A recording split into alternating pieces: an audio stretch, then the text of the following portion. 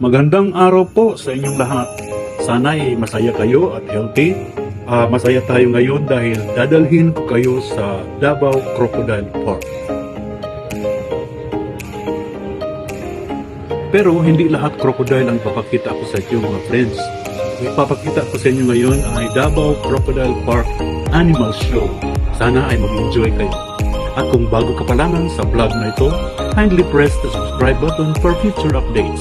Ito po si Doc Mark. Welcome!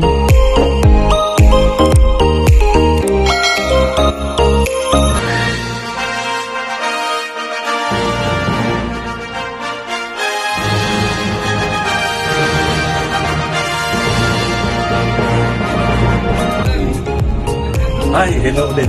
Tulad ng sabi ko kanina, ipapasyal ko kayo sa Davao Crocodile Park. Pero ipapakita ko sa inyo ay ang Davao Crocodile Park Animal Show.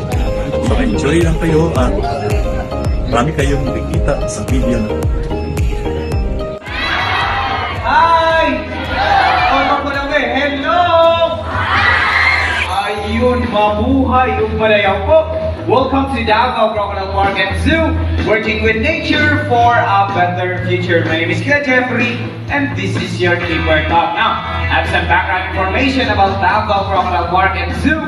Davao Crocodile Park and Zoo is a private rescue center for endangered and wild animals, and we have been preserving these animals since 2005, and we are in coordination with ANINR, DOT, and BDI. Now, as a way of saying thank you for being with us in this crocodile morning, we brought you the show where you will meet our animal ambassadors. So to get your free selfies after the show.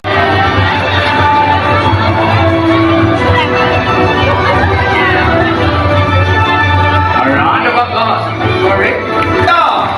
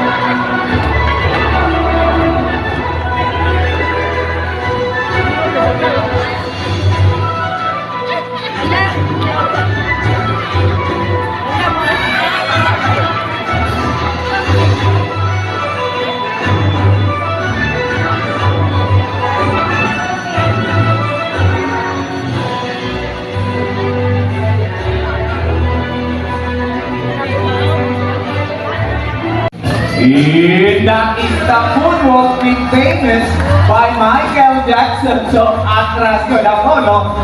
Pakita mo sa kanang ugat, magaling mag-moonwalk.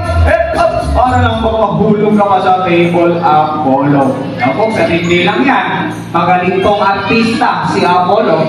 Okay, now Apollo, what do we do if you see a predator? May agila po, may predator. Anong gagawin?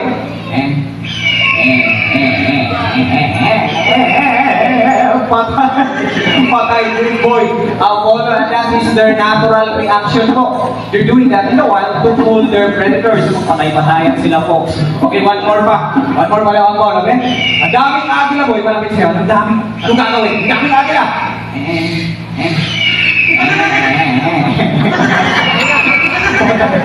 Patay good boy Apollo na mga Arthritis Binturong, locally known as Binturong guys. The book did you know that their tail is act like a fifth limb, meaning it is prehensile in nature? The definition of prehensile is being able to grab. So they can grab sa mga object na kasing galing lang ng ating mga kamay, and that is prehensile in action po. You're doing that in a while to get some fruits hanging from a branch. Palakpakan po natin si Teddy, guys. Alright. This time si Kuya Jimmer na naman ang lalapitin sa kahoy with Teddy. O, sige Kuya. May noon po kami. Joke lang, guys. Okay, now folks, may direct attention. Ito yung right na naman. Patiyak. So, patiyak yung boy. Pang first spacer. Pang Iron Man. Ulat. Patiyak. Wow, para lang. Good boy. Joke. Now, to the kids out there, or maybe sa ating mga bisita mga kuya Sanel, Kuya Richie, ready na ba ang ating mga kalaw?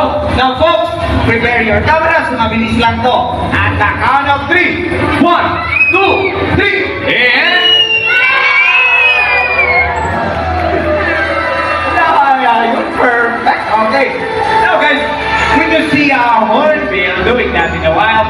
You are so very lucky because they're actually in mating season. So, nanliligaw po ang lalaking kalaw na gumagawa. At yun po ang ating animal show, and here's a glimpse of one of the crocodiles in the Crocodile Park. Hanggang dito na lamang po, Doc Mar. Maraming salamat po sa inyong panonood. Bye-bye!